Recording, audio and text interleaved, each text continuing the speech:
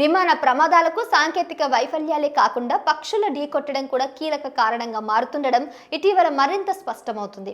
ఈ నేపథ్యంలో గుజరాత్లోని అహ్మదాబాద్ నుంచి లండన్కు బయలుదేరిన air India Boeing 7878 dream liner విమానం టేకాఫ్ అయిన కొద్ది క్షణాల్లోనే ఘోర ప్రమాదానికి గురి కావడం ఏవియేషన్ రంగంలో తీవ్ర చర్చనీయాంశంగా మారింది.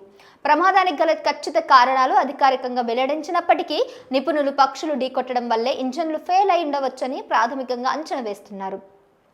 ఇక సీనియర్ పైలట్ సౌరవ్ భట్నాగర్ మాట్లాడుతూ ఫుటేజ్ ఆధారంగా విమాన టేకాఫ్ సమయంలోనే ఇంజన్లు శక్తిని కోల్పోయినట్లు అనిపిస్తుంది.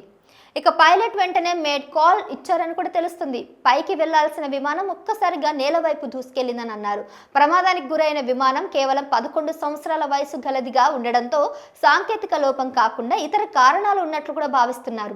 మరోవైపు విమానయాన నిపుణుడు సంజయ్ లాజర్ కూడా ప్రమాద స్థలాన్ని సమీపంలో నివాస ప్రాంతాలు ఉండడం, పక్షుల సంచారం ఉండే అవకాశం ఉండడంతో ఇది ప్రమాదానికి ఒక కారణంగా మారి ఉండవచ్చని అభిప్రాయపడుతున్నారు.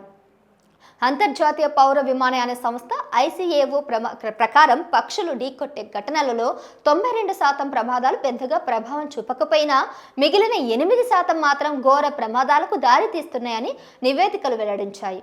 ముఖ్యంగా ఇంజన్లలో పెద్ద సంఖ్యలో పక్షులు చేరడం వల్ల, ఇంజన్లు ఒక్కసారిగా పనిచేయకపోవడం వల్ల విమానం నియంత్రణ కోల్పోవడం వంటి పరిస్థితులు ఏర్పడతాయని నిపుణులు హెచ్చరిస్తున్నారు. ఇక ఫ్లైట్ ట్రేడర్ 24 డేటా ప్రకారం ఈ విమానం ప్రమాదానికి ముందు కేవలం 625 అడుగుల ఎత్తుకి చేరిందని, ఇది అంతర్రాష్ట్ర విమానానికి చాలా తక్కువ ఎత్తు అని పేర్కొన్నారు. అలాంటి భారీ విమానం ఆ స్థాయిలో సిగ్నల్ కోల్పోవడం చాలా ప్రమాదకరమని తేల్చారు. టేకాఫ్కు అవసరమైన వేగం అందకపోవడం, బరువు ఎక్కువగా ఉండడం, అలాగే ఇంధనం పూర్తిగా ఉన్న పరిస్థితుల్లో ఇంజన్లు ఆగిపోవడం ఇది ఒక మహా విషాదాన్ని తెచ్చిపెట్టే అంశాలని పేర్కొన్నారు.